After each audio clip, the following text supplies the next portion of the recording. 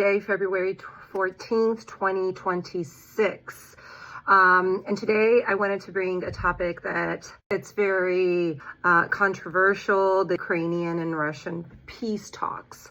Now, this has been something that has been ongoing for several months right now, since the Trump government called Putin for those talks back in August 2025. Since then, there has been several talks to try to find an agreement that both sides are okay with, or maybe that both sides would agree to sign and to stop the hostilities. Since then, Wierkow, which is the special envoy of the United States, who is leading these negotiations, along with Jared Kushner, who is the President Trump's son-in-law, have been flying around Europe, the Middle East, back and forth with several negotiations. Last month, in December, they actually met with Putin. Just at the end of January, there were meetings again with the counterpart from Russia, the special envoy from Russia in the United Arab Emirates, also to change points on these negotiations to further discuss. And just this week, on Tuesday in Geneva, February 17th, there will be new negotiations about the peace agreement. The 28 peace points were highly favoring the Russian counterpart, according to European countries and Ukraine, which in my opinion highly did. It highly does favor Russia. Now, it's just a gamble and a way to negotiate with Russia since Russia might be the most difficult part to come into agreement, to try to give them a little bit more to make them settle. But how is this fair to the Ukrainian nation? Anyway, a lot of people talk about the points, but let's dive in to see what are those 28 points and what were the original 28 points and which ones are most controversial and which ones were cut into a 20-point peace agreement. In November last year, the 28 points agreement came out as first. Number one, Ukraine's sovereignty will be confirmed. Okay. 2, a comprehensive non-aggression agreement will be concluded between Russia, Ukraine, and Europe. All ambiguities of the last 30 years will be considered and settled. Okay. 3, it is expected that Russia will not invade neighboring countries and NATO will not expand further. This is one of the points that was deleted that the European countries did not agree with. I mean, you can't take the decision power of European countries and NATO countries to accept and not accept a country in the future to be part of NATO. This provision was deleted. Number 3. 4, a dialogue will be held between Russia and NATO, mediated by the United States, to resolve all security issues and create conditions for de-escalation in order to ensure global security and increase opportunities for cooperation and future economic development. Okay, European countries just highly tweaked that point, saying that after a peace agreement is signed, a dialogue between Russia and NATO will convene. 5, Ukraine will receive reliable security guarantees. Now, this is a point that President Zelensky has been criticized to be a little bit trying to reinforce something more substantial. Of course, these security guarantees are not yet clear for the public. We do not know exactly what that is, but President Zelensky already came out and said in one of his press releases that he just doesn't want, these guarantees to be like a signed paper. He wants to know exactly what he has or not has, and in the case of another invasion, what will happen, what will not happen. So this is also part of the discussions at the moment. Number 6, the size of the Ukrainian armed forces will be limited to 600,000 personnel. This is a point of discussion still. The European counter-proposal on this, and when I say the Europeans, this is Europe alongside with Ukraine. And they're tweaking this point to the size of Ukraine's military to be capped at 800,000 in peacetime. Which to me, just a point of analysis, it's interesting how they're bringing a point for one side for the military forces to be capped and absolutely nothing on military expansion on the Russian side. Now, of course, this may be obvious for some people. It's really hard to reinforce something like this in a country like Russia. How would you even monitor this or military size? So maybe this is like a goodwill effort to have Ukraine do this. So Russia is, as an outsider, seeing this, that there's no expansion and they won't expand from their side. But with Russia, you just never know. 7, Ukraine agrees to enshrine in its constitution that it will not join NATO, and NATO agrees to include in its statutes a provision that Ukraine will not be admitted in the future, which I find this point very hard to agree if I were in the Ukrainian side. And also to the sovereignty of NATO, to accept and not accept countries that could be eligible to join NATO. European counterproposal states the following: Ukraine joining NATO depends on the consensus of NATO members, which still does not exist. I guess, and with this point, the U.S. is trying to show its goodwill to Russia that, they, as part of NATO, will prevent from this happening in the future, which is a big stake, a big point of contention from the Russian side. Number 8, NATO agrees not to station troops in Ukraine. The European counterproposal to edit that point was NATO agrees not to permanently station troops under its command in Ukraine in peacetime, which makes total sense. If Ukraine is invaded again, you're no longer in peacetime, then NATO has its power to station troops as it deems. 9, European fighter jets will not be stationed. European fighter jets will be stationed in Poland. So this is a point that is interesting here that definitely favors the side of protection or the guarantees that Ukraine wants to see on its side. Now, number 10, the U.S. guarantees. There are quite a few here. Just the main ones is the U.S. will receive compensation for the guarantees. If Ukraine invades Russia, it will lose the guarantee. And I'm sure they wouldn't be in that position to want to restart this war again. If Russia invades Ukraine, in addition to a decision coordinator with military response, all global sanctions will be reinstated. Recognition of the new territory and all other benefits of this deal will be revoked. So if Russia in the future does anything after the signed agreement, everything that they had fought for and agreed for, including the territory, if that is agreed or not, they would lose all those concessions. Another point within this number 10 on the peace agreement is if Ukraine launches a missile at Moscow or St. Petersburg without cause, a security guarantee will be deemed invalid. So those are the U.S. guarantees, okay? Now let's go to number 11. Ukraine is eligible for EU membership and will receive short-term preferential access to the European market while this issue is being considered. Okay, so this is a big one for Ukraine, to be in the EU zone and be able to participate in the European market will definitely be a big one and a big boost to their economy. No changes on that clause. Number 12.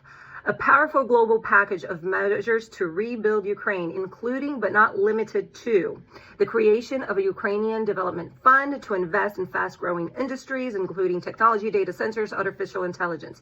The United States will cooperate with Ukraine to jointly rebuild, develop, modernize, and operate Ukraine's gas infrastructure, including pipelines and storage facilities.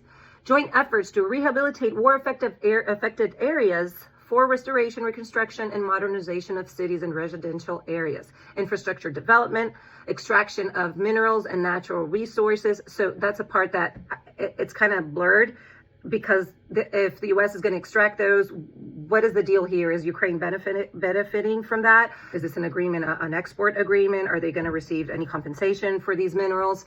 Another point in this powerful global package to rebuild Ukraine is the World Bank will develop a special financing package to accelerate these efforts. So all these things are huge for Ukraine. If you look at the country where it stands now, to receiving this massive package to literally rebuild the country and make it a brand new, strong economy, strong infrastructure, a brand new peaceful Ukraine. So this is huge. So of course, Zelensky, that's why everything becomes so tricky when there's some clauses that he's not agreeing with, which I agree with him. It's really hard for you to give up your own territory when you were invaded. But for him, he's kind of like balancing this because he definitely needs a package like this. This is like extremely crucial for Ukraine to rebuild itself. So he knows he cannot lose an offer like this. Let's go to number 13. Russia will be reintegrated into the global economy. So there will be the lifting of sanctions, still will be discussed and agreed upon what stages, and as the ceasefire, goes by. So, and within this point, there's also Russia will be invited to rejoin the G8. So definitely, there's a lot of good things here into Russia as well to try to make them a more peaceful, and they're trying to include Russia in the global stage. To also, try to permanently have this channel of communication to avoid any Russian action in the future to try to invade any territory. So they're trying to make Russia, included and the global stage. 14, frozen funds will be used as follows. Frozen funds, these are funds from Russia. 100 billion in frozen Russian assets will be invested in U.S.-led efforts to rebuild and invest in Ukraine. Okay, there's a little bit of editing and tweaking on this proposal by the Europeans, but basically that's what it is. Number 15 is a joint American-Russian working group on security issues will be established to promote and ensure compliance with all provisions of this agreement. And here I agree with the Europeans and Ukraine on the edits of this point. A joint security task force will be established with the participation of U.S., Ukraine, Russia, and the Europeans. So of course you got to include all these actors. It's not just an agreement between the U.S. and Russia. 16, Russia will enshrine in law its policy of non-aggression towards Europe and Ukraine. This is great, but extremely hard to reinforce this in Russia and to see how well they would abide this non-aggression to this point of non-aggression towards Europe and Ukraine. 17, the United States and Russia will agree to extend the validity of treaties on the non-proliferation and control of nuclear weapons, including the START 1 treaty. So this one definitely is important because there's definitely, high tensions of, Russia and its nuclear facilities, but also big question mark on how to enforce these things in Russia, how to actually monitor this, and how to get actual information of proliferation or non-proliferation in these Russian territories. 18, Ukraine agrees to be a non-nuclear state in accordance with the treaty on the non-proliferation of nuclear weapons. So again, of course, you want more nations not to have nuclear weapons, but it's that controversial thing, you enforce one nation to not have it, but the other one can have it. It's that thin line, who is allowed and who's not allowed to have a nuclear facility. 19, okay. The Zaporizhzhia nuclear power plant will be launched under the supervision of the IAEA, which is the UN agency that monitors nuclear facilities and its developments. And the electricity produced will distribute it equally between Russia and Ukraine, 50-50. So Zaporizhzhia is an area in the Ukrainian territory, and this is a part that is a territory that is being discussed, that is point of tension between the two countries. So the nuclear facility of this location will be monitored by this UN agency, and the electricity would be divided between both countries. 20, both countries undertake to implement educational programs in schools and society aimed at promoting understanding and tolerance of different cultures and eliminating racism and prejudice. So this is important for any country to accept itself, religious tolerance, cultural differences, and all that. No point of contention on this point. Now, point 21 on this peace agreement, and that's where things become really tricky and controversial. Now, you are a country, a peaceful country, living your day-to-day life, and you're invaded out of the blue. Of course, Russia claims that the territory that they're invading were part of their territory in the past. What they're saying is this was ours before, it was taken from us, we're just taking it back. But you're Ukraine, and you're there having, a peaceful life, and you're invaded, and now after so many years of tension and discussion and war and lives lost, you are obliged in a peace agreement to give up all these territories that Russia invaded you for. That's the part that it's taking so long to agree, that Ukraine already went back and forth so many times, and the Europeans also think that this is not fair. So what territories are we talking about? We're talking about Crimea, Luhansk, Donetsk will be recognized as de facto Russian, including will be recognized by the United States as part of Russian territory. Kherson and Zaporizhia will be frozen along the line of contact, which will mean the de facto recognition along the line of contact. So in these territories, there has been a line drawn within those territories where Russia has already entered, so they will recognize those lines. And apparently, these lines will be frozen, and it's unclear whether up for discussion in the future or not, if this will be divided. And I think this creates a big problem in this agreement, because you leave room for discussion and for contention and for more drama in the future. Within this point 21 of the division of territories, it also says Russia will relinquish other agreed territories it controls outside these 5 regions. Now, that's the point of contention, that Europeans and Ukraine do not agree with. They think that there needs to be more negotiation on territorial swaps and how this is going to go by. So this is what is happening with all these discussions that we've seen late last year in Russia between Wickoff and Kushner, and then in the United Arab Emirates, and then this week again in Geneva. The territorial swaps and, giveaway, that's a part that truly hurts, Ukraine. But Putin has said several times, this is a point that he's not willing to give up. Number 22, after agreeing on future territorial arrangements, both the Russian Federation and Ukraine undertake not to change these agreements by force. Any security guarantee will not apply in the event of breach of this commitment. So obvious, once it's signed, no going back.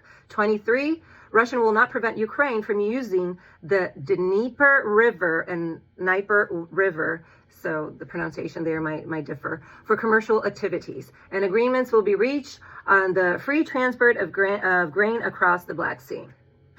24, a humanitarian committee will be established to resolve outstanding issues, and that includes all remaining prisoners and bodies will be exchanged on all-for-all basis.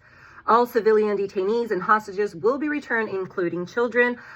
Family reunification program will be implemented. Measures will be taken to alleviate the suffering of the victims of the conflict. So no controversial aspect there. Both sides would agree to the humanitarian aspect. 25, Ukraine will hold elections in 100 days. The counter proposal from Europe, Ukraine, is Ukraine will hold elections as soon as possible after the signing of the peace agreement. Of course, that takes time to organize. And of course, they want to see this peace agreement signed and see something as a reality before moving on to elections. 26, all parties involved in the conflict will receive full amnesty for their actions during the war and agree not to make any claims or consider any complaint. Once it's done, it's done. You can't go back and say this was your fault. It's full amnesty. No suing, no legal actions from either side. European counterproposal comes as a provision will be made to address the suffering of victims of the conflict. So they want the victims to be fairly treated and compensated. 27. This agreement will be legally binding. Its implementation will be monitored and agreed by the Peace Council headed by President Trump. Sanctions will be imposed for violations. And 28, once all parties agree to this memorandum, the ceasefire will take effect immediately after both sides retreat to agreed points to begin implementation of the agreement, okay? This peace agreement has been criticized by many of being extremely favorable for Russia. So that what the Europeans and Ukraine is trying to do here is definitely protect the Ukrainian side, especially on the territorial swap or the loss of territory from the Ukrainian side, which is not seen, I believe, fair for anyone in the international community. But Zelensky knows that this war has been